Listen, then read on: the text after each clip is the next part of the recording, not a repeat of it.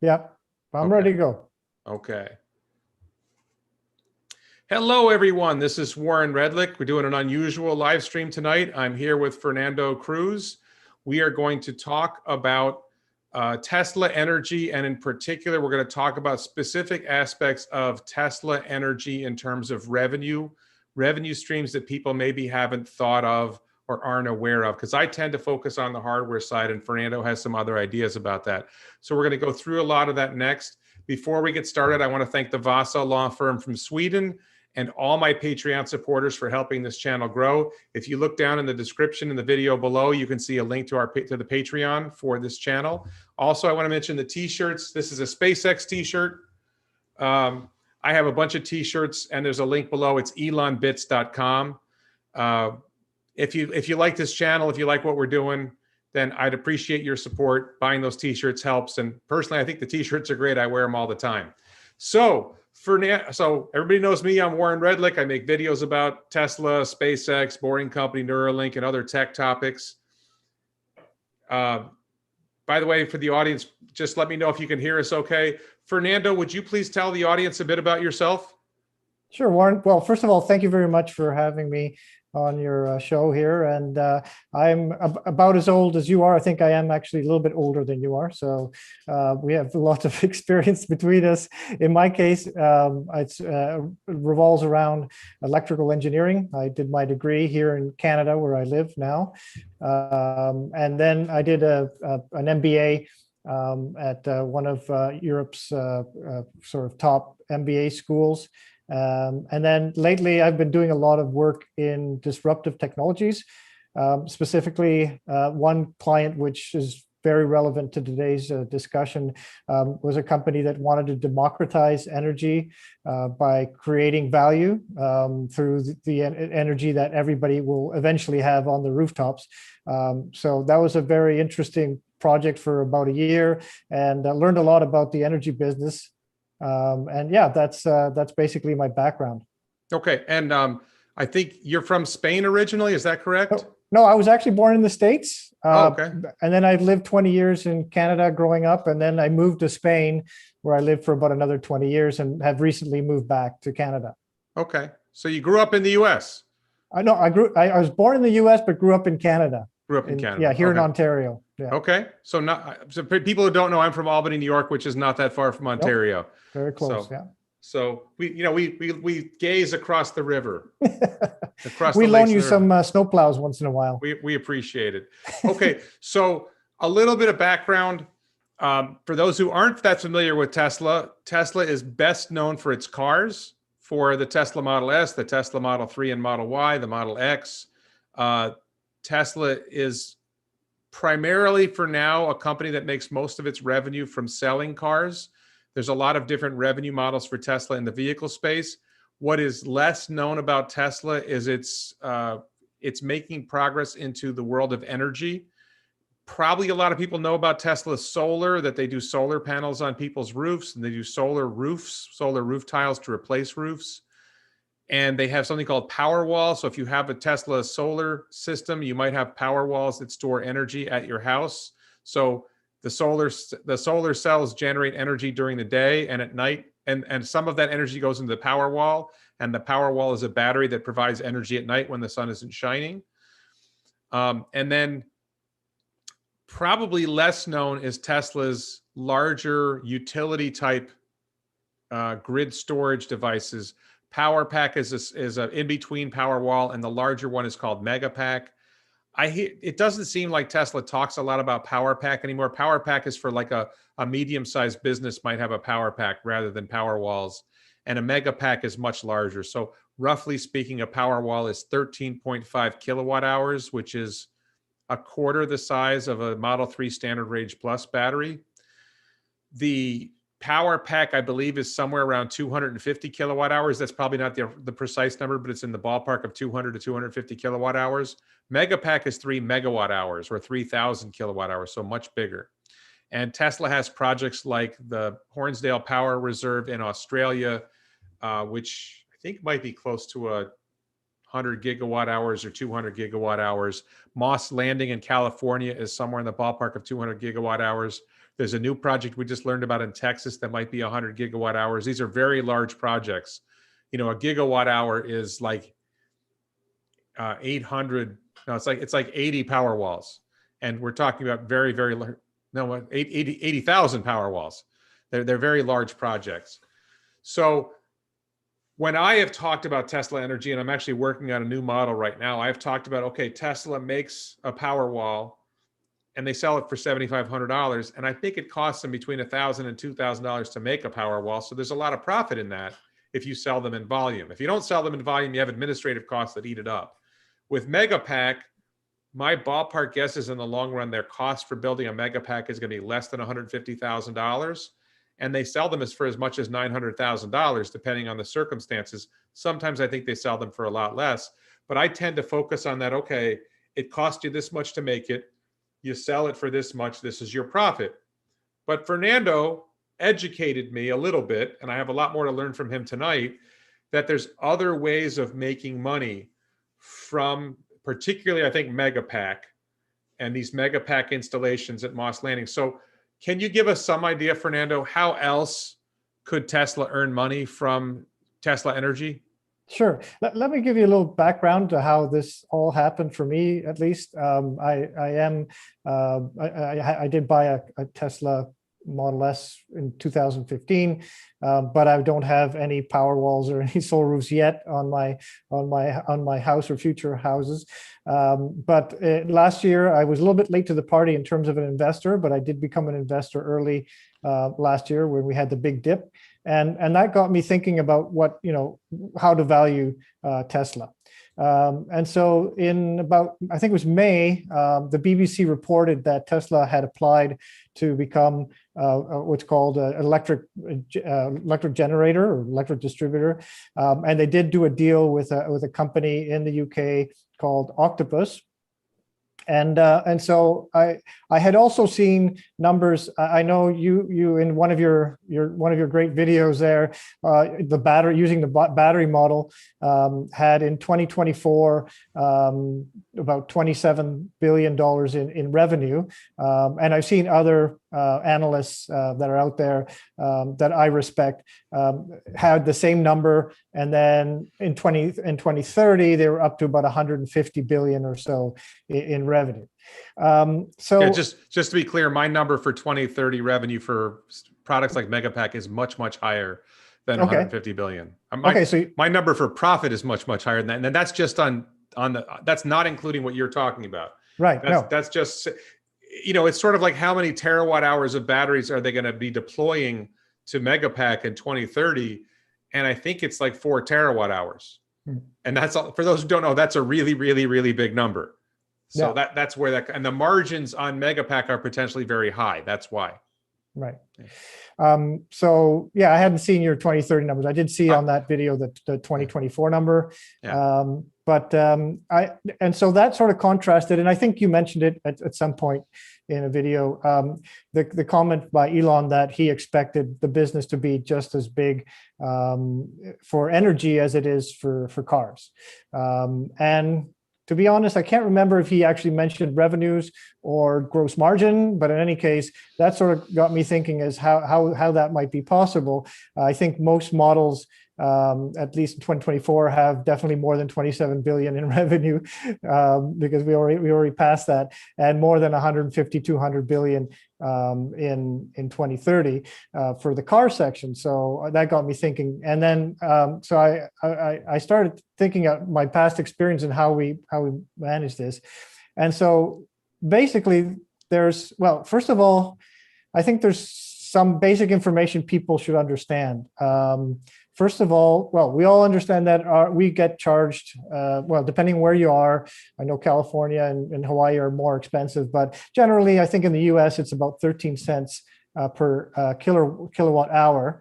And that doesn't include what's called a delivery charge, which again, that changes in where I am in Ontario. That's about $40 a month. Which is a basic flat fee for not using any energy. And some places it's less, it's maybe 10, in Europe, and some places I checked, it was about 30. So you got the basic, this standing or delivery charge. They use standing in the UK, and then on top of that, you have these costs. What many people don't understand is that while we may pay 13 cents per kilowatt hour at home, industries could pay half of that or even less. So you start, and they're obviously making money on the industrial, the factories and everything. So there's a lot of margin in this business when it comes to the residential and commercial size. And so if Tesla continued doing what they're doing in the UK, which is basically providing you with energy, the first saving is that there is no what they call in the UK standing charge or what we call delivery charge. So right away, in my case, I would be saving almost $500 a year just on that. The $40 a month. The $40 a month times the 12. Right. And again, it changes by who your electric company is, but that's pretty standard. And I've seen some bigger numbers too. So that's the first part. And then what they can do is using the electricity they're buying at a wholesale price, give you better pricing. So they have a very compelling argument in the UK with Octopus. All they require is that you have solar panels and a Powerwall, and then they will give you this pricing. They will actually lower the pricing if you have a car, but that's immaterial really for what we're talking about.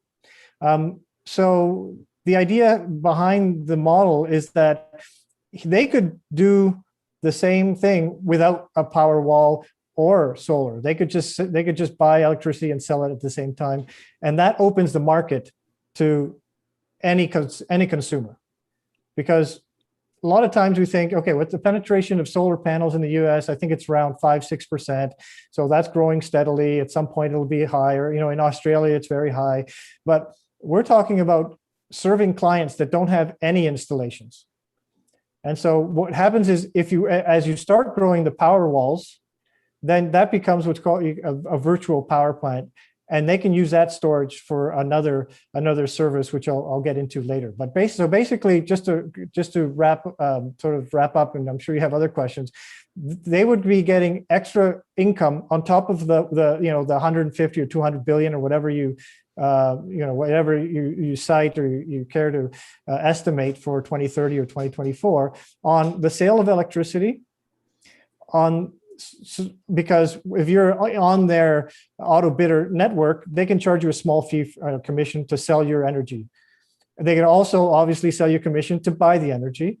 They can also charge you a small amount or a commission on the savings. So on those $500 a year that I pay that are instantly wiped out, I would rather pay them $30-40 or $50 or $100 rather than paying $400. So there's some money to be made there. And then a very important part is what's called electricity availability or ancillary services, which is basically the notion that if you're a company that has access or control of certain storage devices, and that's what happens in the UK. In the UK, if you sign up with Tesla, the control of the Powerwall is in the hands of Tesla. And so what they can do within certain parameters is use that stored energy to stabilize the grid in terms of power, in terms of frequency and so forth, so that something like what happened in Texas doesn't happen in other places. And that's a very big business. Right. So, well, let's take a step back here. Yeah. We know about the Hornsdale Power Reserve. Mm-hmm. I'm assuming you're familiar with that project, Yes. right? So for those who don't know, Tesla built somewhere in the ballpark of 100 or 200 gigawatt hour mega pack deployment somewhere in Australia, and it basically backs up the grid. And there are moments there's something called, like, a lot of people don't. Can you describe for people what the peak load problem is with the grid? Yeah, sure. So and you use a direct example of Texas. I mean, or in the summer or in the winter, when you have a much colder day than expected or a much hotter day than expected, What happens is the electric companies have a stabilized, a sort of a ground energy production, which would come from your typical sources like, nuclear or coal or whatever. Now, the usage is not constant because it depends on the weather, it depends on the people using, on the time of day and so forth. And we've all experienced probably that we get cheaper prices at night, and that's because the power plants want people to draw more energy at night than they would do during the day, and keep that energy level. Because once you've created the energy, you can't really, unless you use it right away, it's gone, right? And on top of that, it destabilizes the grid in terms of how people are using it and so forth. So that's the main problem that happens with large grids. Now, what they traditionally had was called peaker plants. And the most normal one, at least that we have here nearby my home, is a gas plant, and it fires up pretty quickly and stabilizes that energy situation between demand and supply. That's all it does. But you can also do it, and in a quicker way, with storage, because the energy is sitting there in the batteries, and it can be released even faster than a gas peaker plant, for example. Okay, so, well, let me run up over a couple of things there. My impression is that there are moments during the day or during a week, there's sort of like a base load that when nothing special is happening at a particular time of day, there's a certain amount of energy that the homes and businesses are using, and that's the demand that's placed on the grid. But there are certain conditions that can lead to a spike in demand. For example, a really hot day leads to a lot more air conditioners running, and leads to and especially if it's like, the temperature suddenly rises and there's a sudden peak in temperature, all the air conditioners kick on around the same time, and it draws a lot more on the grid, and it puts a lot of pressure on the grid to come up with energy. So what's typically happens is a peaker plant might fire up to supply more energy to the grid, and hopefully it fires up fast enough to supply the grid with energy before the grid crashes. And a big advantage of the Hornsdale Power Reserve is, I think this happened at least once, there was a sudden spike in demand, or sometimes there's a sudden shortfall in supply, like a generator fails. And the Hornsdale Power Reserve, at least one time, I think it's more than once, when there was, I think it was actually a supply cut that one of the generating plants cut out, the Hornsdale Power Reserve just kicked in instantly. Didn't have to wait to spin up a turbine, right? It just instantly kicks in with a huge supply of electricity that lasts for a certain length of time. And as I understand it, peaker plants get a very high rate for their energy, right? So the Hornsdale Power Reserve essentially made a lot of money for whoever owned it. I don't know whether Tesla was in on that when that peaker moment hit. So Mark in the chat, Mark is one of our regular followers on the channel. Mark says that the Hornsdale battery was 2% of the peaker plant, but it took 90% of the revenues. That just being able to satisfy that extra burst ended up generating a lot of money. So when something like that happens, I think it's dependent on the contract, right? Tesla supplied the megapacks, the installation to an entity, whether it's Octopus in the UK or some other entity in Australia. There's some sort of contract between Tesla and the entity, and Tesla may get 0% of that revenue. They may get some percent of that revenue. They may get a lot of that revenue. And we don't really know how much that is without knowing what's in the contract, right? No, that's correct. Although if I can give you an example here in Canada of a company that I know that did buy, that had a megapack project. It's not as big as Hornsdale, but basically in that case, Tesla just got the revenue from the installation and the hardware, and then gets a small percentage. I think it's around 20, 50, or 15%, something like that, of maintenance fees every year. But they don't get any more money for these kinds of revenues. Now, just to show you the kind of value that these installations can have, here in Ontario, there was a report by the Energy Commission, or whatever the organism is, and they were talking about 1,000 megawatts, so a gigawatt of installed storage power. They were saying would save them over the next, I think it was 5 to 10 years, $2.7 billion. Right. So that's the value. And if you start multiplying by the numbers that you have of how much Tesla can deploy, that's the value that they give their clients in those cases. So that's Right. definitely a lot of money. And one of the things I get asked about a lot when I talk about Tesla Energy, and I don't know enough to answer, is there's this feature they have called Auto Bidder that goes along with Megapack, and I think it goes along with Power Pack, and I think it conceivably could be used with Powerwall. I'm not sure to what extent it is used with Powerwall. That, as I understand it, it's sort of like arbitraging energy markets. So if you have a Powerwall and your solar panels aren't going to be charging enough, you might draw some energy off the grid. But the auto bidder software is smart enough to know, no, now's not a good time. The price of energy is high right now. We're going to draw off the grid later. And then the other side of it is, and maybe in some circumstances, your Powerwall actually feeds energy to the grid, and auto bidder is able to figure out when the best pricing times are for you to sell energy back to the grid, so that money is actually made on the draws. When you sell money back to the grid, you make more than when you draw money from the grid. Can you describe that? Did I describe that well? Could you give a better description? You did. I just add a couple things. And again, I don't have the auto bidder software, but I know what that kind of software can do, because that's exactly the kind of software, the app we were going to have in this startup I was telling you about earlier.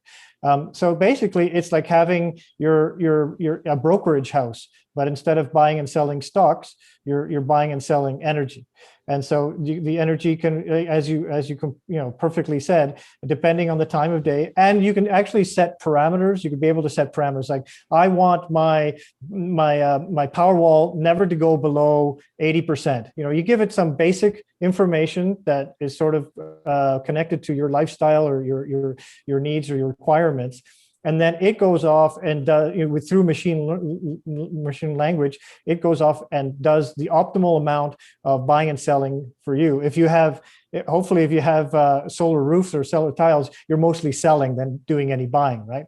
But that's exactly what it can do. And then it can also, the beauty about this whole idea is that,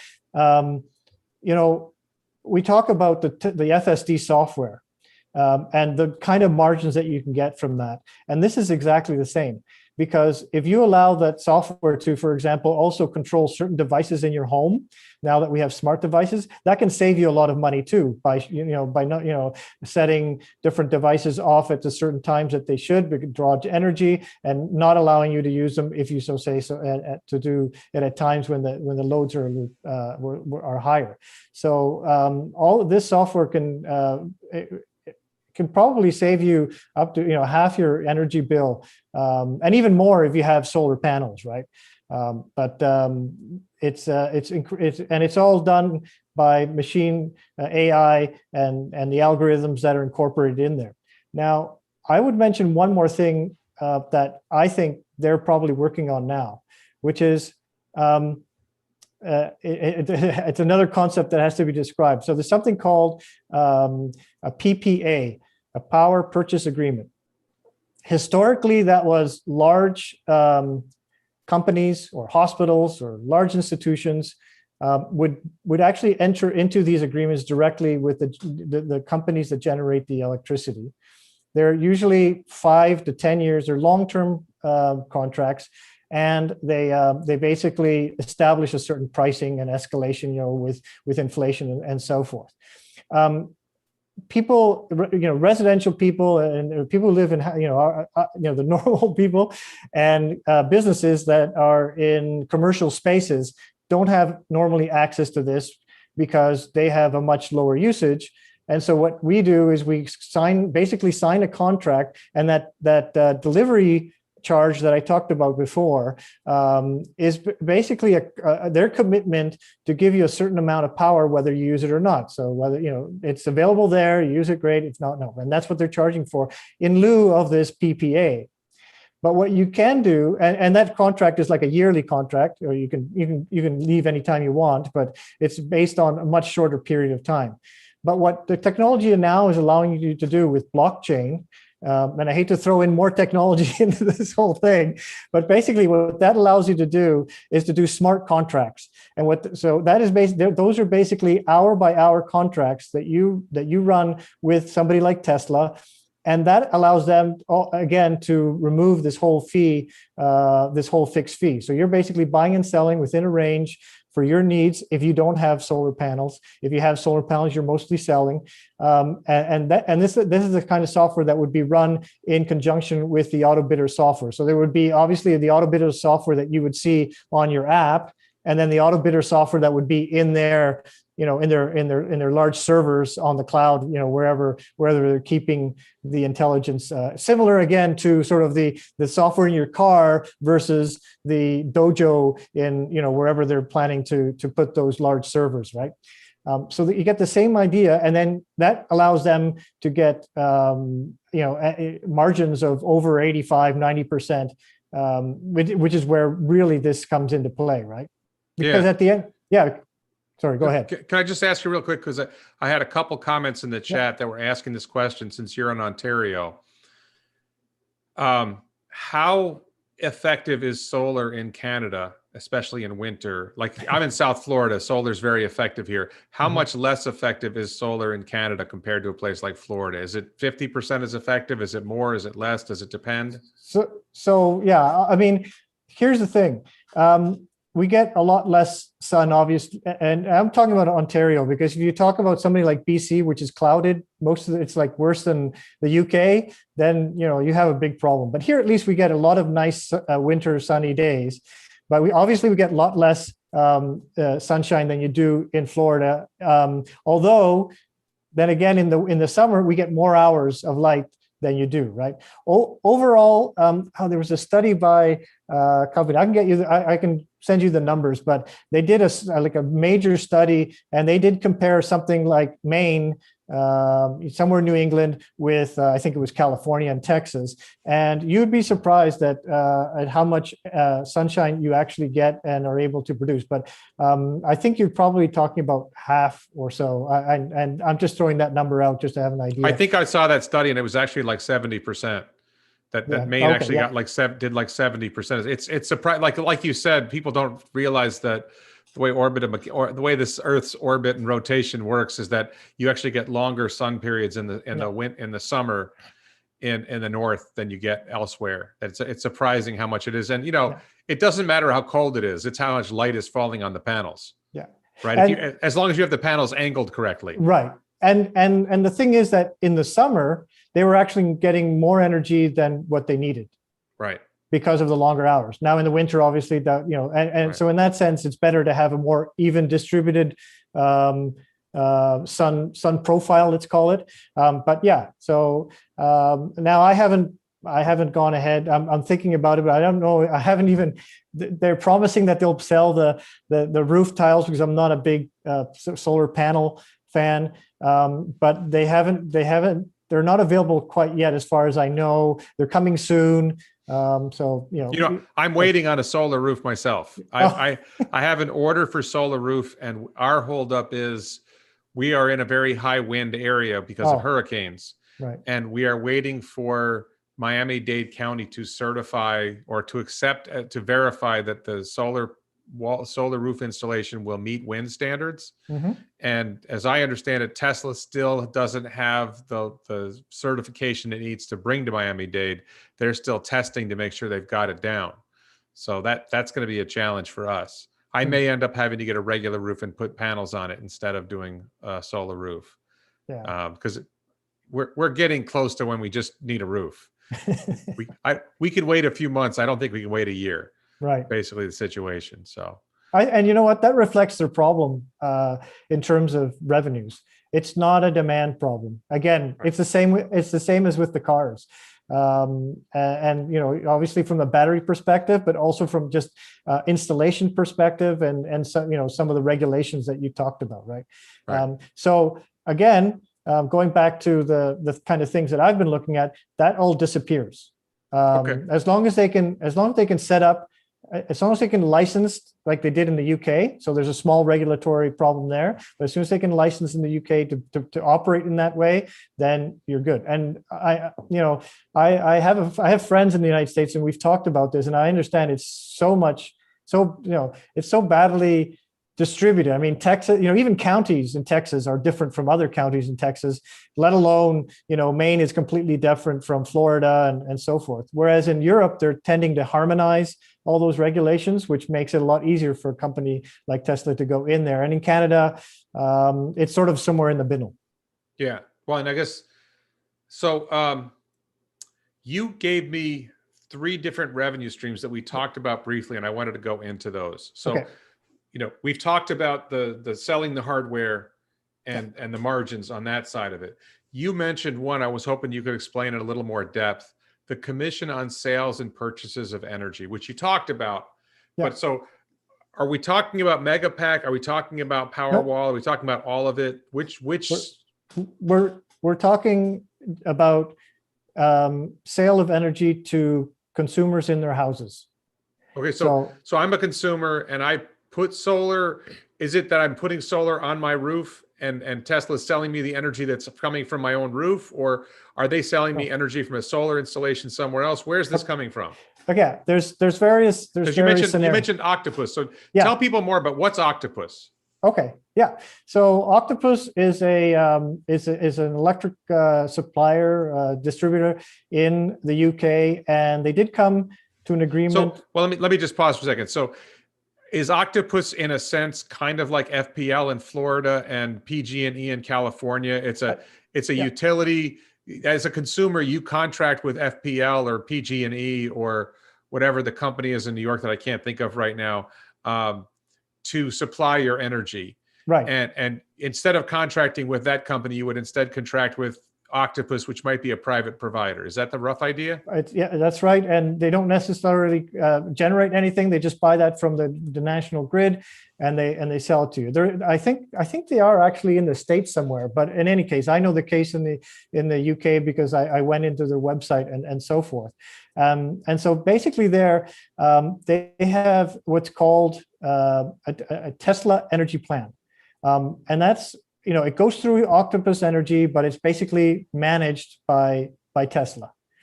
And what happens there is you basically need to have, in this case, solar panels, Powerwall, and obviously connection to the grid. And so what they do is with this plan, the first big huge thing. Well, let's go a little bit back into how Tesla is involved there, right? So they basically obviously sell you the Powerwalls, and then they sell you the plan, the electricity plan. So it's based on how they can organize your energy. So they're requiring a solar panels, which doesn't have to come from Tesla, as far as I know, and then they're as much solar that you generate, you consume. Anything extra, then you buy from the grid, but always at much better prices. So, for example, they have eliminated this thing called the standing charge, or what we call in North America the delivery charge. So again, those $20 to $40 a month go away. And depending if you have a car, they give you, that's sort of a commercial, marketing gimmick. But depending if you have a car or not, they charge you. If you have a car, they charge you a little bit less. But what they call, and then so they have what's called an import rate. So that's you buying electricity, and they have an export rate. And so their import rates, they say, and I guess it has to be true because otherwise somebody would have sued them, are they have the best markets available in the UK market. So they're the lowest prices for buying energy, and they guarantee you that they have the highest flat tariff from the market available to sell, because there's a buying and a selling market stipulated by regulation and what that is. And so in this case, actually, the price you pay for the energy is it's 8 pence, so whatever that is, 11 American cents, I guess. But also the selling, they also buy it from you at the same price. So that's kind of cool, right? Because a lot of places, you have to buy it 20 and they sell it to you at 8, or sorry, you buy it at 20 and then they buy it from you at a much lower price, right? So they get a lot of arbitrage there. This is not the case for this program, so in that sense, it's quite, they're talking about 75% reduction in your electricity bill, monthly or yearly or whatever. So that's quite important. And Tesla makes money on that in some sort of commission on the, is Octopus just giving a piece of the action to Tesla? Sorry. So the idea was Tesla's selling solar panels to somebody in a Powerwall. Yeah. And as a part of that, that person now says, okay, instead of making a deal with the regular utility, I'm going to now make a deal with Octopus. I'm going to pay a lower, I was already saving money on electricity because I have my solar panels on my Powerwall, but now I'm saving more because of my interaction with the grid. Does that sound right? That's correct. And so I don't know the prices between Tesla and Octopus are not available to us, but I can tell you from the business we were helping out, and there are other businesses in Europe that are doing something similar. We were talking about commissions of about half to a quarter of a cent on each kilowatt hour. Okay. It sounds like not very much money when you start multiplying by the terawatts that are out there being consumed every year. Like I think in the United States, we're talking about 4,000. Is it 4,000 terawatts for the houses? Yeah. 4,000 terawatts for the residential sector. 4,000 terawatts total between the residential side is the largest with about 1,500. The commercial is slightly below that, and then industrial. We don't have a big industrial base. So a penny per kilowatt hour on or less, half on 4,000. But I'm just saying. But if we go with a penny first, numbers, a penny on 4,000 terawatt. Well, let's say a penny on 2,000 terawatt hours to make it work. A penny a kilowatt hour on 2,000 terawatt hours would be a lot of money. And that's well, a penny a kilowatt hour is $10 a megawatt hour is $10,000 a gigawatt hour is $10 million a terawatt hour. Am I about right? Yeah. So if you see the addressable market in the U.S., the addressable market over the world is 22,000 terawatt hours. That's approximately over $2 trillion a year, which is bigger than the car market. Right. That's where you start seeing, oh yeah, maybe he's right. Maybe it will become more, bigger than the car side. And the other thing is, the hardware side has, its margins, and I believe you're right because the cost will go down if you apply Wright's law, which I believe in fully. That will come down as quickly as they're coming down for the cars and so forth. But this other side of it is just like I said, it's just the FSD. So you're talking about those numbers about when you started multiplying by 1 cent times those terawatt hours, that's 90% pure profit. Right. So that goes all the way down to the bottom line because it's all software. I think I had 10 million and I forgot to multiply by 2,000. I think it's actually 2 billion, or 20 billion was the number, not 10 million. I missed one round of multiplication when I did those numbers. So yeah. So I want to ask you, we're going to come back to some other things, but I wanted to ask you about something. A lot of people who are fans of Tesla, and I'm different from all these people on this, a lot of people are excited about the concept of vehicle to grid. And Elon has kind of said no multiple times, but they resist. They refuse to accept vehicle to grid as a concept. Are you familiar with vehicle to grid? Do you have any thoughts about it? I do, and I've heard you talk about it. First of all, so vehicle to home is the same as vehicle to grid. I know you don't think so, but as an electrical engineer, once the electricity, so imagine you have a solar panel on your roof, right? Yeah. Solar panel is solar panel to grid, or it's solar panel to roof. Well, let me pause you for a second. If your house is set up so that it can feed power back into the grid, then vehicle to home is vehicle to grid. Right. Okay. There are, and then there's the question of effectively similar. If you think about the internet, you have an internet connection, and my house has 250 megabits down, 50 megabits up. The amount you can draw from the grid might not be the same as the amount you can feed to the grid. No, not in this case. Okay. I mean, it's limited. It could be limited by regulations or anything, but not physically. But you're absolutely right. If you don't have the equipment, which would be the same equipment that you would have if you had solar panels or solar tiles on your roof, right? But so if you don't have that, I agree with you 100%. The vehicle to home only allows you basically to use the energy in your car in cases of emergency, as far as Right. or if you're out camping, it'll allow you to draw and power 20 million things, like we've seen commercials with for certain cars like the Rivian and so forth. Now, vehicle to grid, it depends on the usage of the car. So it depends on the use case. In my case, even before this whole thing, even before the lockdowns and everything, I work from home. So and this is a big thing of why people are saying the ride sharing and the robo taxis will work, because we have our cars sit in the garages for whatever 80% of the time, 2, 3, 4 hours a day. The rest of the time they're sitting in the garage. If it's sitting in the garage and you have software that can limit, so say, listen, my car is charged up to full and only use half of it or whatever amount that I need on a potentially daily basis to go to the store or go visit my friend who lives 50 miles away, that can all be managed. The problem up until now was the battery degradation. And so obviously if I use my battery over and over again on my old 2015 car, it's gonna, I'm gonna lose a big investment, because the rest of the car is fine, but the battery's gone. So now I have to buy a new battery if I can or not. So I do see the economic side of saying, why would you waste the battery in a car that is expensive because you had to buy the whole car when you could just buy Powerwall? So I understand that. But I think that, there is going to be a market for it.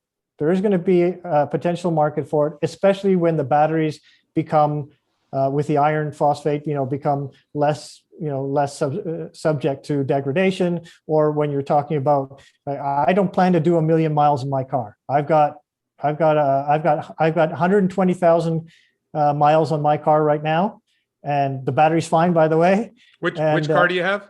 An 85 S. Okay. A D model, and I'm, it's 6 years old. So in another 5 years, I want another car. So I'm not getting anywhere near the million mile mark. So in that case, it might be. But again, you're right. You would need special hardware, and it would be the same hardware as the stuff that goes on your solar, that you need for your solar roof, right? Right. So I agree with you that if you were only using your car 2 or 3 hours a day, and it was in your garage and plugged in and connected to the grid in that way, you would be able to use it for vehicle to grid, and you would get some value out of it. So now the question is, okay, how much would I expect to earn in revenue over the course of a week, a month, a year, whatever number you're comfortable with, in revenue for my vehicle serving vehicle to grid? Yeah. Can you give me a ballpark number of how much I would make over the course of a year, let's say? It's not a huge amount, because you're getting paid 10 cents a kilowatt hour. So you multiply 10 cents times your, in my case, an 85 kilowatt battery, right? So I'm getting $8.50 every cycle. Every cycle, but how many cycles? This is the whole point then. Well, we could talk about cycles in a second, but what I'm saying is, how often will your vehicle actually upload to the grid? How much will it upload when it uploads? And how much would it upload over the course of a year? So my ballpark number is maybe you'll make $500 a year from doing vehicle to grid. Maybe not, but maybe you'll make $500 a year. And let's go with your number that it's $8.50 a cycle, right? I agree with you if you're never going to use the full extent of the battery. Which I don't think you have a 1 million mile battery in a 2015 Model S, but let's suppose when I get my new S. Right. But so the problem is that in a non-robo-taxi world, this makes a little bit of sense, but it just doesn't add up to a lot of money. If your monthly car payment is $500 a month, and you're getting $500 a year from vehicle to grid services, it doesn't add up to that much. And the practical reality is, so for people who don't, I'm sorry, let me do a little bit of background here, because not everybody necessarily understands this concept of cycle life. So a battery in vehicle use or in grid storage use has what's known as cycle life. Every time you take the battery from 0 to 100 and back to 0 is considered a cycle. And you generally try to not run your battery all the way down to 0 and run it all the way up to 100. But the usage of the battery effectively counts as cycles. In the old days, a battery might have only had 500 cycle life or 1,000 cycle life. Tesla is probably getting to 2,500 cycle life or 1,000 cycle life. So if you have a vehicle with 400 miles of range, like a new Model S long range, and it has 2,500 cycle life, you have a 1,000,000-mile battery. So one cycle is 400 miles, right, that you would drive with the vehicle. If you are going to use all of the vehicle's 1,000,000-mile life, and if you value your vehicle's miles at what we typically see in the United States of, say, 60 or 70 cents a mile, then a cycle of 400 miles, let's say it's 50 cents a mile, a cycle of 400 miles is worth $200. When you sell that cycle to the grid for $8.50, you are losing $200 potentially in value you would get out of driving the vehicle. Does that make sense, Fernando? Well, yeah, I don't. I don't see it that way, because when I'm using the vehicle, I'm not making any money. I mean, I'm using it for my own personal use, and it just goes out the window. No, but what's my point? The use value, what we normally spend in the U.S. and Canada on a vehicle is more than 50 cents a mile. Yeah, no, that's in our vehicle ownership. No, so if you reduce the life of your vehicle by a cycle, then you have reduced the value of the vehicle by $200 that you would have been able to drive it that much longer. And if you do that in order to make $8.50 in serving the grid, you just lost $191.50. Well, you can look at it that way. I look at it again. If I'm a real estate agent and I'm traveling, thousands, 30, 40, 50, 60,000 miles a year, then I agree with you. Or if I'm using the vehicle, especially if FSD comes around, very soon, and I do want to use, and I have bought FSD, and I want to use it for that purpose, then makes a lot more sense to have my car riding around, giving people rides, than sitting in my garage, selling energy to the grid. Absolutely right. True. But if either, while FSD isn't around, or if I buy a car and I decide I don't want people riding in my car for whatever reason, I just don't think that's something I want to do. And I don't have the money, because by then it's going to be $20,000 extra to buy FSD. I have it sitting in my garage. It can't work for me. And if I'm not going to use the 1,000,000 miles, I might as well use them up, because the car will, there's other things that will break in the car eventually before the 1,000,000 miles show up, the motor and other things. And if I don't know how long you want to keep your car, but I'm not planning to keep my car for 20 years. Right. I think most people in the States don't. So it would be an extra income that would, reduce your electricity by a half. Now, the other option would be to buy a Powerwall, right? Right. So if you do the economics on the Powerwall, well, I have the car, I'm using the car, it's not really a big extra cost for me. Or I can buy a Powerwall for $8,000, $9,000. How does that work out too? So I think it's not about me, not about you. There's going to be people that want to do certain things and people that want to do different things. And I think there's, I would say there might be 10% of Tesla owners that want to do this, or 20%. There might be another 10% that want to do robo-taxis. So there's going to be, segments of the Tesla owners that do different things with their cars. Obviously, until, for now, we won't be able to, because it's not a big, like you say, it's not a big loss. I'm not going to buy a Rivian. If I was in the market for a Cybertruck or a Rivian and everything else was the same except that part, I wouldn't just buy the Rivian just for that. And if Lucid Air has that capability, we'll see if it does or not. I still wouldn't buy a Lucid Air just because of that. But it's a sort of an extra thing that you have there. And if you don't have a Powerwall, it can generate money for you. But more importantly, that can be used for stabilizing the grid. So that has two benefits. First of all, I can sell energy back, which has these kinds of pricings. But it also it's also if you multiply all the people that have storage in their homes, whether it's Powerwalls or cars, there's an additional income from what's called ancillary services for stabilizing the grid. Okay. So, yeah, I guess I just would say, I think we're headed towards a future, if you believe Elon, when FSD goes live for real and the robo-taxi network goes live, Tesla's not going to sell people a Model Y for $50,000. No. Because they're going to be able to run it as a robo-taxi. Yeah. And if it's in robo-taxi use, it's busy from 6 a.m. to midnight, and then from midnight to 6 a.m. it's charging. Yeah. So it's not available to provide power to the grid at any point in time. Jim, we talked about. Thanks for coming. Jim, we did talk about vehicle to house as an option. I'm just looking at the chat comments. Yeah. Yes, Sue. I am able to read the chat. I don't think Fernando is able to read the chat, but I am reading the chat constantly. Not constantly. I'm trying to pay attention to Fernando. Hopefully I'm doing reasonably well at that. So, I agree. If you have a 1,000,000-mile vehicle and you're not going to drive it 1,000,000 miles, then you might as well use it for the grid.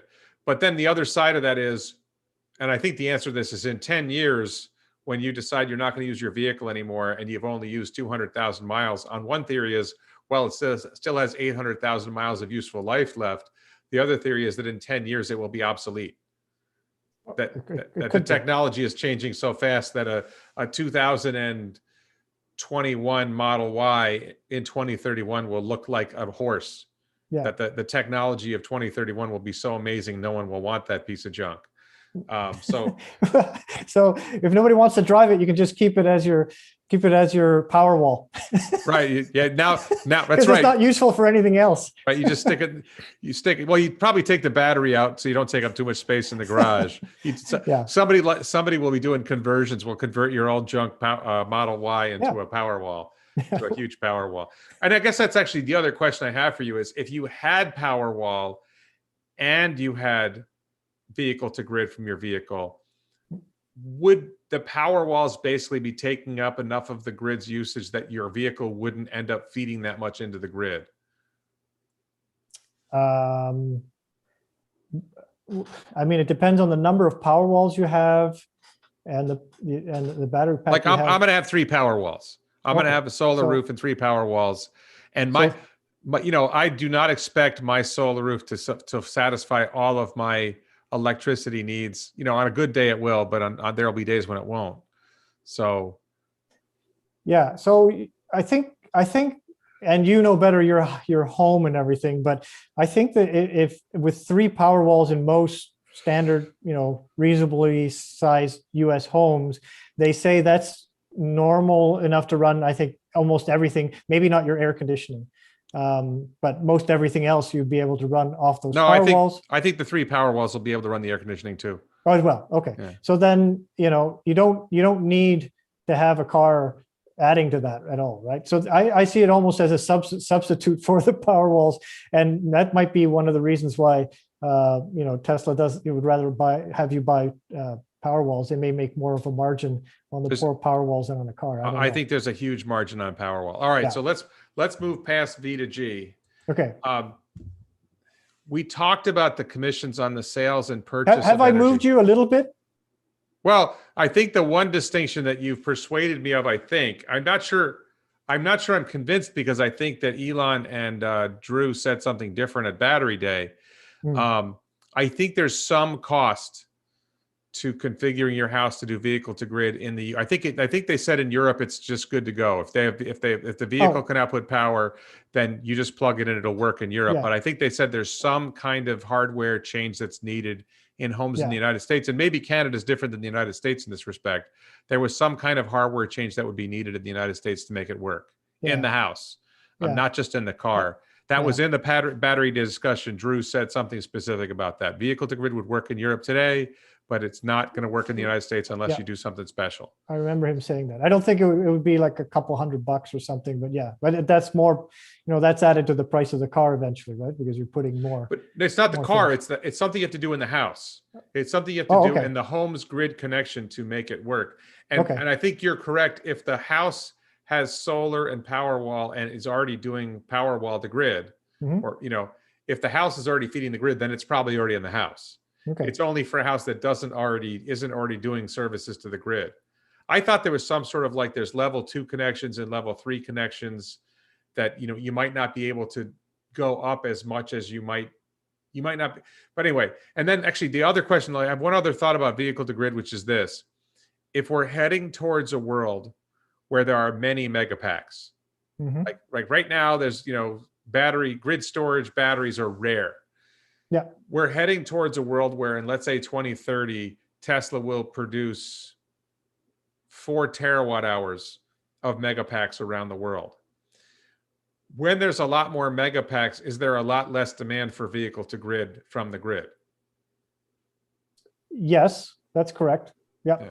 Because again, what you're doing is what Tesla would do in this case would be, and again, it's kind of it's cannibalizing their mega pack. But a company that doesn't want to make the investment, the millions of dollars investments in a big mega pack project, could make a deal with Tesla and say, okay, the same amount of megawatts you've got distributed over millions of homes. We're looking in the future now, so I will just pay you on a variable basis whenever I need it. So it's a power peaker plant as a service, let's call it. So instead of building their peaker plant or their battery storage in megapacks, they just use it whenever they need it. And that's the kind of thing that something like AutoBidder and the software that's behind the Powerwalls and the the Powerwalls especially would allow you to do. Okay. So Because yeah. I'm looking. But you're right.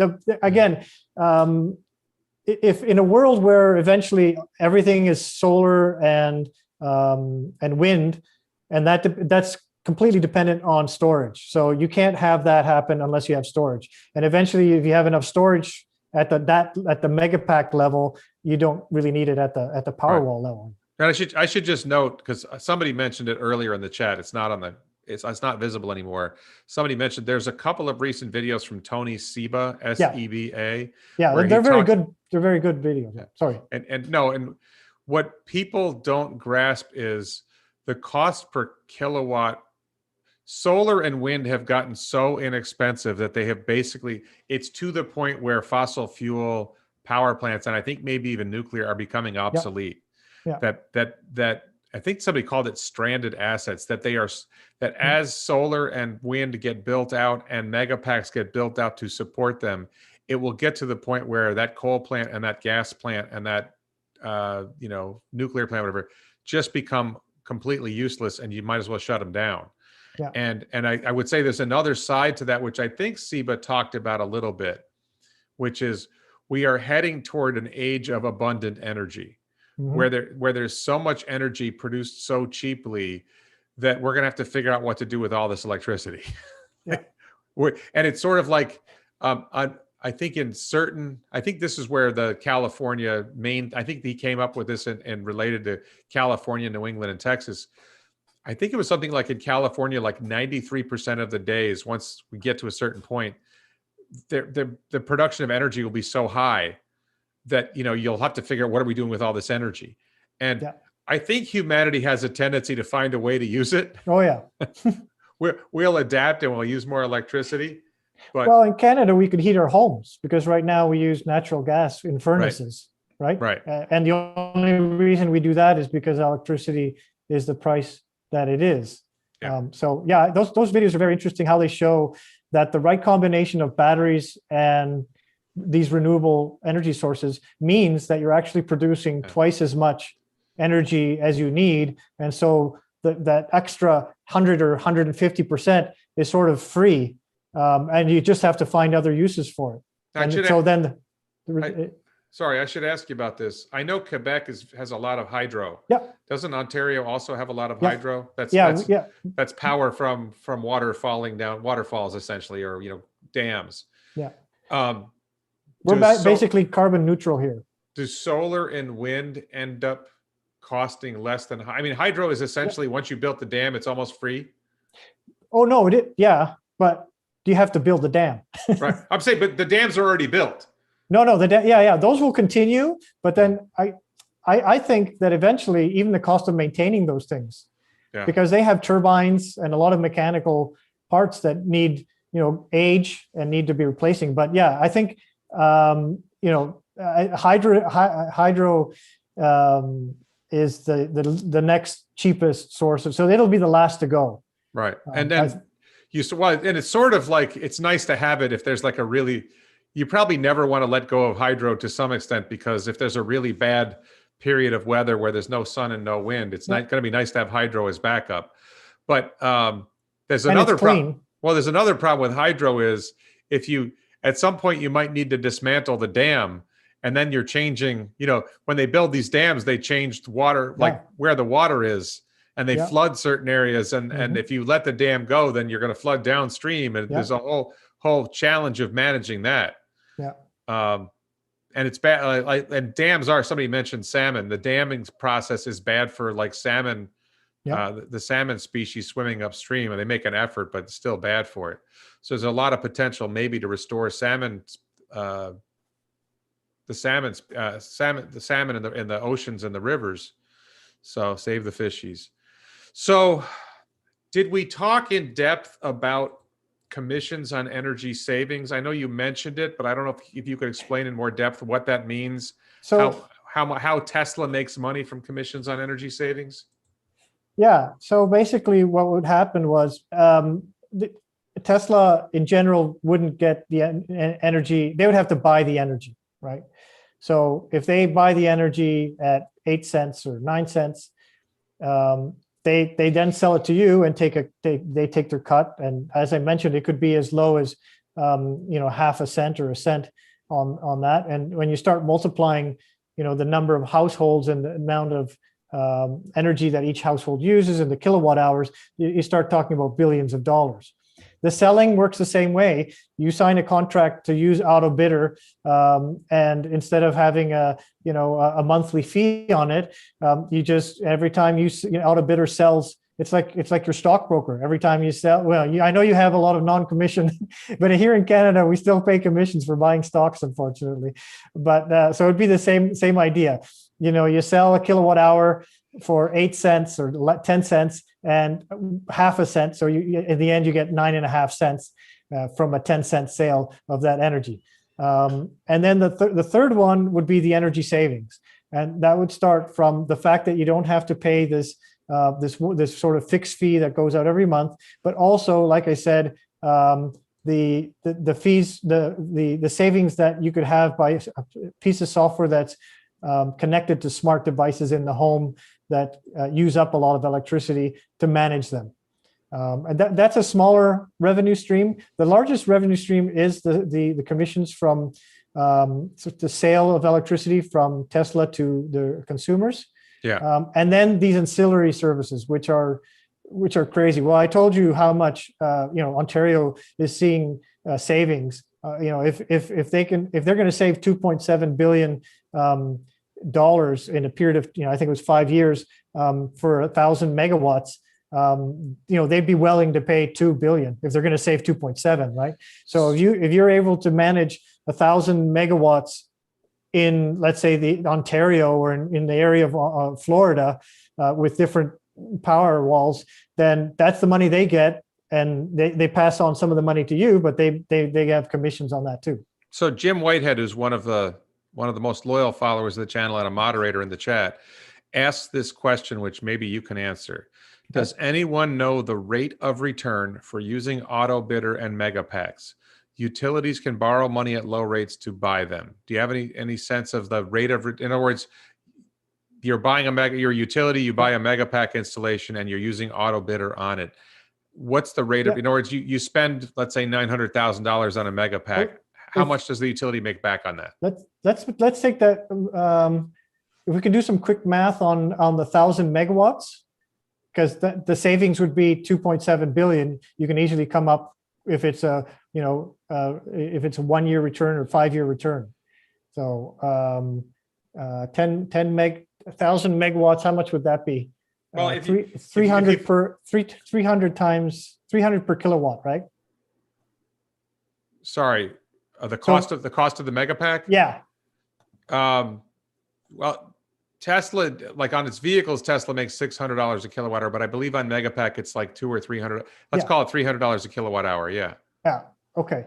So sounds like they would be paying $300 million for installing 1,000 megawatts. Does that sound right? I guess I would look at it a different way. If you figure they pay $300,000 a Megapack, Yep. which is a ballpark number, they might be 500,000, but let's say it's 300,000. And you said it was a 1,000 megawatt hour. So that's 300 megapacks ballpark. Yep. So 300 times 300,000 is 90. 300 times 300,000. 300 times 300 would be 90,000. So it's $90 million. That's the cost. That's the cost of 300 megapacks. Yeah. That's the cost of having 1,000 megawatt in storage. Yeah. If that's true, again, compare that to 2.7 billion over 5 years. I think you're off by a number here because I think if it's $300 per kilowatt, and I'm using a million terawatts, right? A million kilowatts. So that's 300. I get 300 million. Okay. Yeah. So in any case, we're talking hundreds of millions versus 2.7 billion over, say, 5 years. So the rate of return is quite good. It's very good over a 5-year span. Yeah. Okay. And I don't remember if we went in depth on this. You mentioned in your email to me, energy availability as a service. What does that mean? Yeah, that's the ancillary services. That's the instead of investing $300 million in a megawatt complex somewhere centralized, Tesla will manage that amount of storage through all its Powerwalls in thousands of homes and stabilize the electricity for you and make sure that the demand, if you have a peak and you need that energy, it can be released to you at a certain time. And that gets done by having the contracts with the clients to enable. And we were even having, if you have something like a Nest, it's amazing how much energy, like if you in the summertime, if you set your thermostat at 19, well, if you let it climb up to 21, which is not horrible, that's a lot of money you can make from those 2 degrees. So the Tesla would actually be able to manage that on the client side and sell that instant energy to the utility without them having to buy a big mega pack structure. So that's what that part is. Okay. So let's see if we have any questions from the audience. How will Tesla generate ongoing revenue from megapacks? In other words, they do a mega. I think to some extent this depends on the contract with whoever they sell the megapacks to. Mm-hmm. Does that make sense? Yes. Although in what is the nature of the contract, in other words? Yes. In the one example I have, that's not the case. The only ongoing revenue they have is from maintenance of the installation, which is not that much. Okay. And then actually, I had a question for you, which is, could Tesla, we see these large scale solar projects where somebody basically makes a solar farm. Mm-hmm. They take a bunch of land. Could Tesla get into the business of building its own solar farms? Is that something they would consider? And would that be a good business to be in? I think that's commoditized. They don't even buy their own solar panels. So yeah, I don't think that makes any sense. Oh, and that was a question I had for you also. I think Tesla has a cost advantage in acquiring batteries because they come up with new battery technology. But ultimately, let's say LG Chem, which is a supplier of batteries to Tesla, probably could make its own competitor to Megapack. Yeah. Right. Well, I think they do. I think they make something comparable to Powerwall. I think so in theory, there are other providers who already do or could sell grid storage devices to utilities. Does Tesla have a particular advantage over competitors in that space? I mean, they have a competitive advantage in terms of their battery technology, but here's the problem. Electricity can be stored in different ways.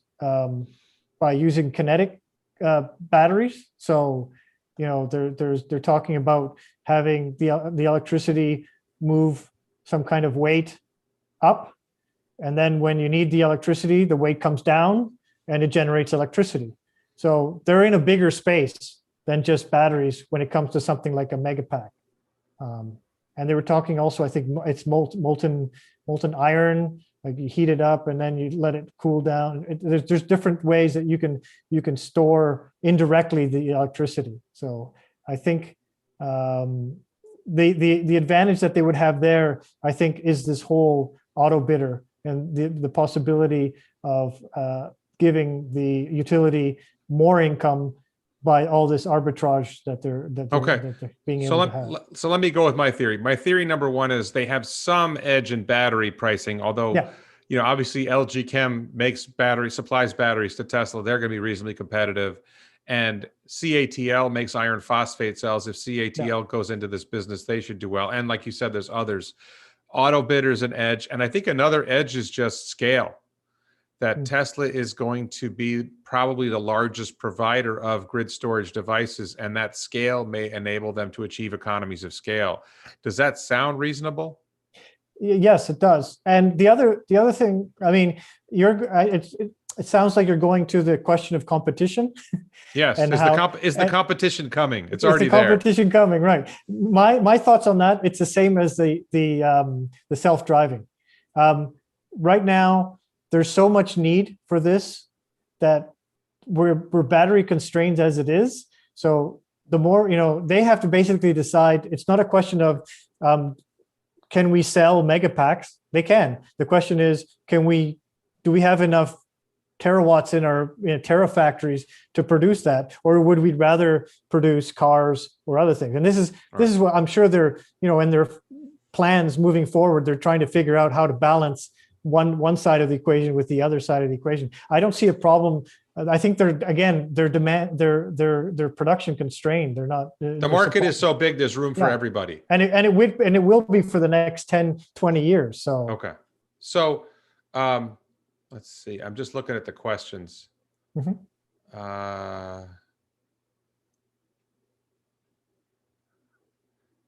No, let's see. Megapacks, this is a question I had. Let me read this question. I'm going to probably phrase it a little differently, but Henry asks, megapacks will reduce the volatility of electricity prices. What does that do to markets that auction 3 years or more capacity revenues like PJM? Do you know what PJM is? CJM? P as in Paul, J as in John, M as in Mark. Do you recognize that? Okay, so let me phrase that a different way. Auto bidder to some extent generates additional revenue or additional profits because it's able to arbitrage energy prices. If you go to a world where there's a very large supply of megapacks, doesn't that make the electricity markets more stable and reduce the opportunities for arbitrage? Well, in the long run, you're absolutely right. And because they're not going to be the only ones that have that kind of software available. But the thing now is that the current incumbents, and this is where the disruption. If you listen to those videos by Seba and company, the incumbents are the ones that are in trouble now, because very soon the pricing is going to go below their cost, and that means they're going to go out of business. And so that's going to release. I was talking about 22,000 terawatts in the world. That's going to open that much for electricity. So if you start multiplying 22,000 terawatts by your average price at the home, that's where I came up with the over $2 billion market per year, and that's the opportunity right there. And so I don't see a problem moving forward in the next 10 years, because this is all going to play out in that time span. Okay. I'll give you another number. Again, if you figure a factory can buy electricity at 6 cents per kilowatt hour, yet you and I are paying 11 and 12 cents, that's what tells you, that has to come down very soon, and the incumbents won't be able to meet those kinds of prices coming down to those levels. Okay. Whereas anybody that's in solar, wind, renewable resources with the battery will be able to. Okay, so I have a question that's a broad question that maybe we've already covered in another sense, but I like the way the question is phrased. This is from Tony. It says, what are Tesla's 3 biggest opportunities with energy? Do you have anything you can say beyond what we've talked about where you see an opportunity with Tesla for energy? Yeah, no, the opportunity that I think people haven't fully factored in their analysis and in their valuation of Tesla is this whole residential commercial side where they can sell energy, buy energy, and use the different power walls added up as a megawatt structure. Okay, so now I'm not sure you want to answer this question, but people were wondering. A few people have asked how they could follow you. Are you on Twitter? If they want to get in touch with you in some way, is there somewhere they would follow you to learn more from you or keep in touch with you? They can look me up in LinkedIn. I have a Twitter account, but you're on LinkedIn. Yeah. Okay. Yeah. If they have any specific questions, they can find me there. And is it under just Fernando Cruz or Fernando Cruz, the full name that's in the description of the video? No, that's a Spanish thing that people in Spain use their mother's last name. So there might be more than one Fernando Cruz on LinkedIn. What would they look for in addition to Fernando Cruz to find you? They can look for the location, which would be Kitchener, Ontario. What's that? Yeah. You're in Kitchener. Ontario. Well, that's the name of the town. Kitchener, Ontario. But if you said Ontario, that would probably do. Is Kitchener near Toronto or near Ottawa? Yes, it's very close to Toronto. Okay. Because I think LinkedIn would probably show it as Toronto, as in the Toronto metropolitan area, maybe. Oh, if they type in Fernando Cruz and Kitchener, they'll find it. Okay. Also, I work with an organization called Exponential Organizations, EXO. So if they type that in, that'll also pop up. Okay, people are saying you should be on Twitter. I think you said you're on Twitter, but you don't use it. I don't use it. Maybe I'll start. Okay, so what's your Twitter handle if you know? Oh, geez, I can't remember. Okay. Okay, maybe later when you figure it out, you can post a comment. I'm very active on Twitter. Okay. Well, you just go on the video later and put a comment if you want. I will. I can, if you send it to me, I can actually do it as a pin to comment so people can see it, or I can add it to the description later. Well, I would appreciate that. Yeah. So let's see. I think people. I will say to you that I think a lot of people have focused on Tesla for the vehicles. Yeah. And a lot of people are interested in SpaceX for the rockets. And by the way, I'm wearing a SpaceX t-shirt. Check the description below for elonbits.com. Support this channel on Patreon. Just got to get those pitches in. Sorry. So I was just going to say that people have a good grip, or we at least think we have a good grip on Tesla vehicle sales. Some of us think we have a good grip on robotaxi and what the revenue story is there. I think for a lot of people, and I struggle with this myself, figuring out the revenue story, the cost side, the profits in Tesla Energy. Elon says it's going to be huge. It's going to be as big as vehicles. Well, how does that work? I think there's a lot of potential for somebody who understands Tesla Energy on Twitter to get active in the Tesla Twitter community, recognizing a lot of the conversation is going to be about vehicles, but being able to talk with more substance about how it would play with energy. And you can defend vehicle to grid and argue with me on Twitter about vehicle to grid. Yeah, and we can do a whole section on that. Yeah. So is Tesla energy powered cars going to replace fossil fuel cars? So somebody keeps asking this question. Are Tesla energy powered cars going to replace fossil fuel cars? I'm going to answer that one myself. Yes. Fossil fuel cars are going to die. Within my opinion, 5 to 10 years, the entire fossil fuel car industry is going to collapse under its own weight. The fossil fuel car companies many of them will be bailed out by their own governments, and then they will collapse again because their business models don't work. They do not have the capacity. Their structure doesn't enable them. And when the governments bail them out, the governments are going to make it even harder for them to do business because that's what governments do. And Tesla and some other startup companies. I think Hyundai, the Korean car company, might survive. There may be a couple of ICE car companies that will survive, but by and large, they're all going to die. And there will be startup companies in China, maybe other startup companies in America, maybe a couple others that will figure out how to make electric cars and be number 2 or number 3 in the vehicle market and the robo-taxi market in the future. Question from Daryl: Will wind generation find its way for home energy to supplement solar and storage? Can you comment on that? Does wind work in winter in Canada? How do we make wind? Does ice create a problem for it? How does wind fit into the story? So wind, actually, there are products that you can find for your home.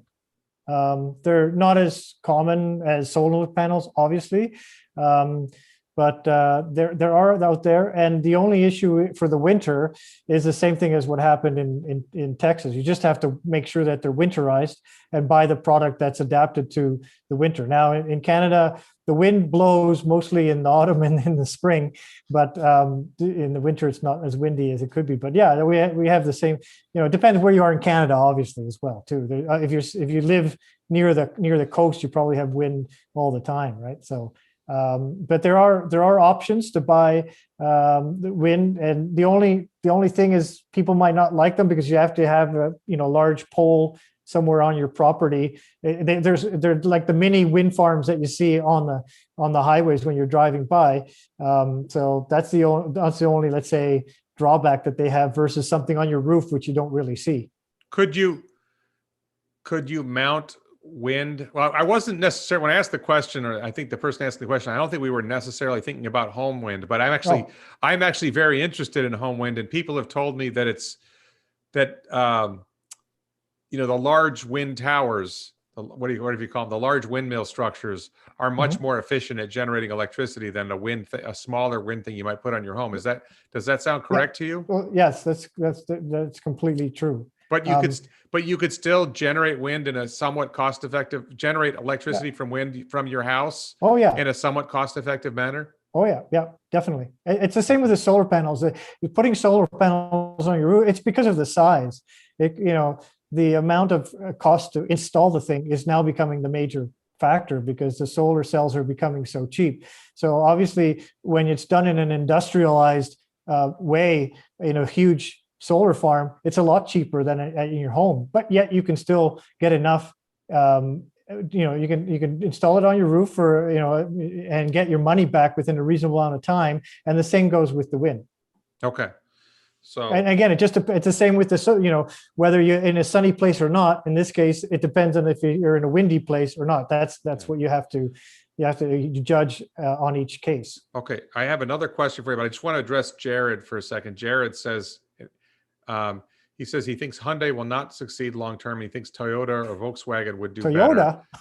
And I'll say that the reason why I mentioned Hyundai is, number one, I think Hyundai is one of the leaders in the ICE industry at producing electric vehicles. And number two, I think the Korean government will do more to protect Hyundai than any other government will do to protect any of their car companies. I think the Korean government is very, very protective of their own industry more than any other country. So I will add to that. I've seen and tried the Kona, and in terms of range, it's a Hyundai. So people get, why would you buy a Hyundai? Well, no, it's a great car. It's, for the price, and it's got a great range on it. Whereas Toyota, all they do is the plug-in hybrids, and I don't see those. If you look at the stats in Norway, they've basically disappeared. Because the only reason somebody wanted a plug-in hybrid, it was because of a range problem, and that's being solved. So I don't think Toyota's got to turn itself around quickly. Right. So here's another question that relates to North versus South, and because solar and wind might be less effective in Canada in the winter, and because Canada might need more energy in the winter because of heating, is there potential for, let's say, solar farms in sunny places in the United States? Because like New York gets some electricity from Quebec Hydro, I believe. And I don't even know, maybe Western New York gets it from Ontario. Could could the reverse happen where we deploy large solar farms in the southern United States and somehow feed that electricity up to Canada when it needs it? Oh, Is it's that viable? Like, I it's think that. it's like what is it called? High voltage lines would transmit electricity more efficiently. Yeah, if you have interconnection, that's fine. And that's one of the problems that Texas had. It wasn't interconnected. So, even if they wanted to, they couldn't get energy from Louisiana or wherever that had the possibility. So, but yeah, and those international interconnections are already set up, as you mentioned, between Quebec and New York and so forth. Okay. Jared apparently is a big believer in Toyota. Okay. Hey, I have a Toyota plant that's 10 minutes away. I'm sorry. No, I look, I lived in Japan. I'm a fan of Japanese culture. I just think that older ICE companies, whichever ones they are more bureaucratic, more ossified, and have more difficulty adapting to changing circumstances. And I'll just say it this simply. If somebody had told you 50 years ago that Kodak would die, they would think you are crazy. Kodak is dead. Yeah. Toyota is a great internal combustion engine car company, but the internal combustion engine car industry is going to die. And Toyota has not demonstrated anything to indicate that they can make a battery electric vehicle efficiently that's competitive. They did a great job with hybrids, but hybrids are done. I'm not sure that's going to happen. So let's see. Jared says he's a Honda fanboy. I used to own stock in Honda. I like Honda, but I like Honda. I like Toyota. Just really quick on Honda. Honda is the car company that fought against the Japanese establishment. I think the guy's name was Shigeru Honda. I think I'm not sure if that was his name. The founder of Honda was a little bit like Elon Musk. He was an engineer. He would drive the cars. He would race them. I think he raced motorcycles first. So Honda was a very innovative company, but I think they've also become ossified, bureaucratized, and the founders are gone. Sorry to go off to okay, so that's Chad. That's too far off topic. Chad asks, sorry to go off topic, but any tips for foreigners? That's fine. Sorry to go off topic, but any tips for foreigners moving to Japan? So I lived in Japan 1994, 95. Last time I was there was 1999, I think, or 2000. So I haven't been there in a long time. I guess my big tips are learn as much Japanese as you can, have as much fun as you can, take off your shoes when you go in someone's house. There's a lot of cultural things you want to do. I think it depends on what you're doing in Japan. That's a really big question, Chad. I would suggest you email me, wredlick@gmail.com. That's probably a topic that's not really appropriate for the live stream. Bill T asks 2030 price target. So Bill, I don't do price targets. I do models where I project different scenarios for where the stock could go. So I will say my personal opinion is that Tesla will be worth at least $10,000 a share. Based on the current price, people always ask me, do I mean pre-split or post-split? We're after the split, so I mean post-split. Current valuation. I think it's right now it's $700 a share. I think Tesla will easily be worth $10,000 a share and possibly $20, $30, $40, or $50,000 a share. Some of my models, I come up with numbers much bigger than that. I think there are probably flaws in my models that I haven't found yet that would prevent Tesla from reaching $100,000 a share, but it is at least possible that it could go that big. I would add to that very briefly. A lot of people, I think you've mentioned this before, people have a problem with the size. They're saying, well, that can't be, that's way too big. If you start looking at the top, 10, 20 companies in the world, many of them are energy companies, petroleum companies. And so if they go, when they start dropping off and get substituted by energy companies, in this case, but we were talking about energy business, that leaves room for a lot of people selling stock and buying stock in other places, right? Yeah. The assets are going to move from one place to another. This is a really good question I want to ask you about, because I think Elon said something along these lines. BoobTuber asks, will government support or decommission nuclear energy? And I guess I would say it this way. There's a view that at least until we've really achieved mass adoption of solar and wind, that fossil fuels are perceived as bad and nuclear is perceived by some as better. Is there a role for nuclear energy as like a base supply of energy. Ultimately, nuclear energy becomes too expensive compared to solar and wind as well. But is there a period of time where there's a window for nuclear energy to stabilize the grid? So, well, definitely. So I don't see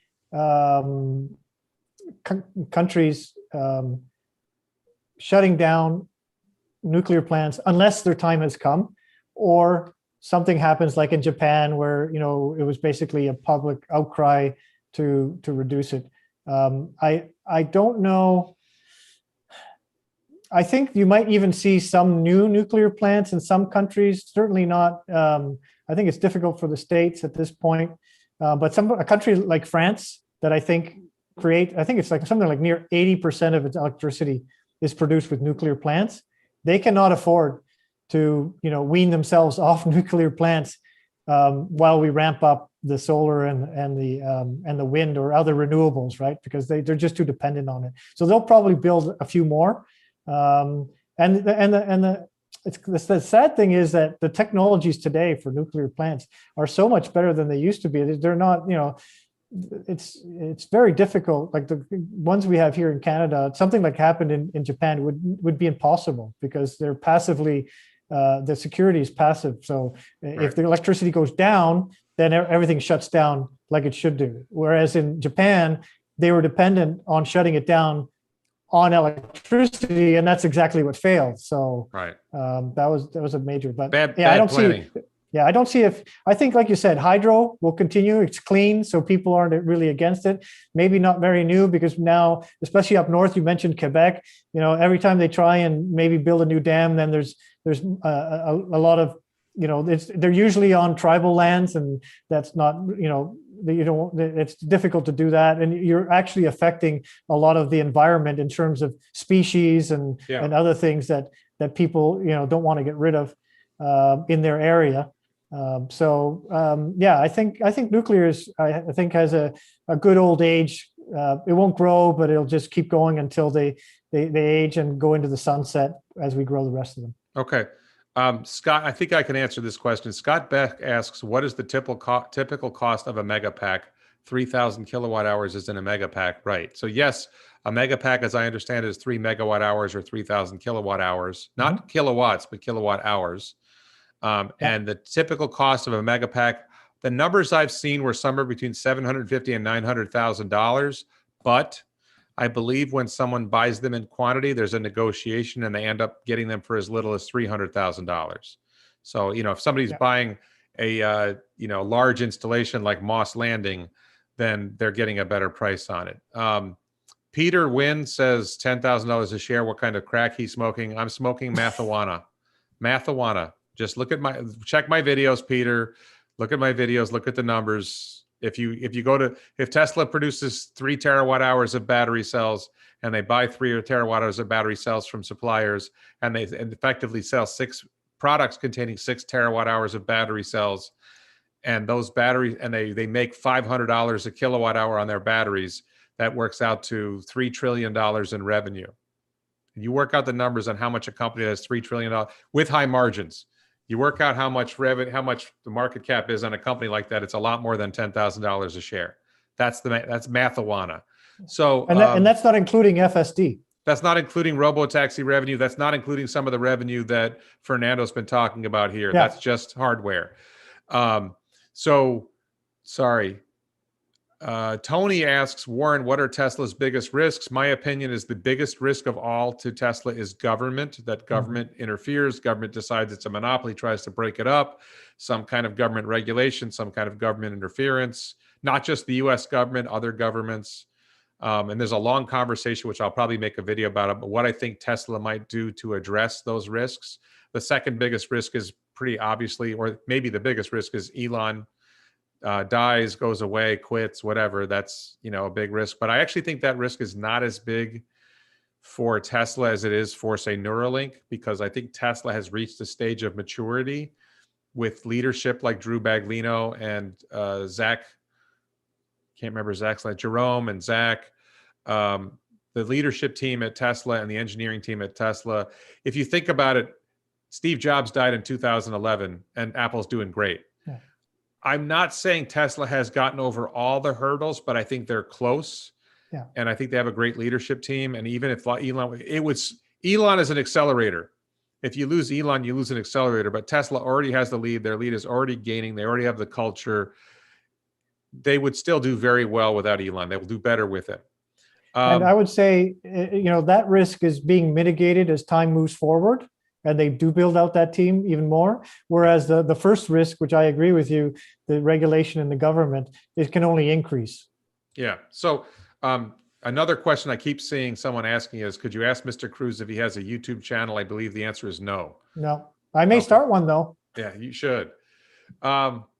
If I buy a Tesla battery pack for a small house, 2,000 square feet, how much does it cost me? One Powerwall costs $7,500. If you buy Powerwalls without solar, you have to pay an installation charge. 2,000 square feet, you probably would want 2 Powerwalls. I have a 3,200 square foot house. I'm planning on 3 Powerwalls. So I would generally suggest you're probably talking about $15,000 today. I think the price of Powerwall will come down once battery production scales. And I think you'll see the price come down to maybe $5,000 a Powerwall within a few years. Let's see.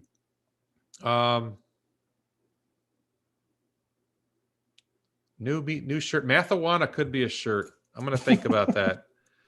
I don't know if it's going to get me in trouble. I don't want to make a shirt that's going to get me in trouble. I still like your TSLA Nair t-shirt idea. Tesla Nair shirt. The Tesla Nair shirt. That's a good one. I do like that one. That's actually. So will the cars made in Texas have the 4680 cells? Yes. That is a clear yes. I think the interesting thing about 4680 cells that people don't get is Tesla is going to be making cells with high nickel. In other words, there's 3 versions of the 4680 cell coming. There's the high nickel cell that Tesla will be making. There is the nickel manganese cell that I believe LG Chem and Panasonic will be making. And then there will be a lithium iron phosphate version of the 4680 cell that I expect CATL to make. As far as I know, Tesla is only planning on making a high nickel cells. Elon said that at one point. And we know that LG Chem and Panasonic are developing 4680 cell lines. CATL, I haven't seen a news story saying they're developing 4680 cells, but I'm pretty sure they are. So Night Trekker asks, does a Powerwall have to run within an air-conditioned environment? The answer to that question is no. It probably helps, but it's not a big deal. No. I've definitely seen installations where they're outside. And, thank you, Trent. Trent, thank you for your support. Trent asks, how will, sorry, do you want to say something? I was going to say, it's probably worse in a cold environment. Right. The Powerwalls, yeah. Right, because the battery. But they're outside, so there's not an issue. Right. So Trent Thomas asks, how will installing a 2,000 watt amp and subs, I think he means subwoofer, in my Cybertruck affect range? I think it would reduce range. I'm not sure how much it would reduce range. That would require some electrical engineering Are you comfortable doing electrical engineering calculations to say how many watts a 2,000 watt? Not on the fly like that. Yeah, I think that's something you'd need to have somebody do a calculation, and we're not prepared to do that calculation right now. Bye, Sue or Emma. Okay, so I think we've gone through all the questions that I see. Just see if there's any more questions. Trent, I hope we answered your question, and thank you again for your support. Thanks to John, and we had one other moderator, Mike, I think. Thank you guys for moderating the chat. It is 10:38. We're both on the East Coast. It's approaching 11 p.m. So I think we're gonna end this now. I want to thank Fernando for coming on and speaking with me. Thank you, Grace, for your support. Really quick, if you like this topic and you like this channel, please support the channel on Patreon. There's a link below. Check out the t-shirts, elonbits.com, and the link below. Thanks, everyone. Fernando, stay with me. I'm going to end the stream. And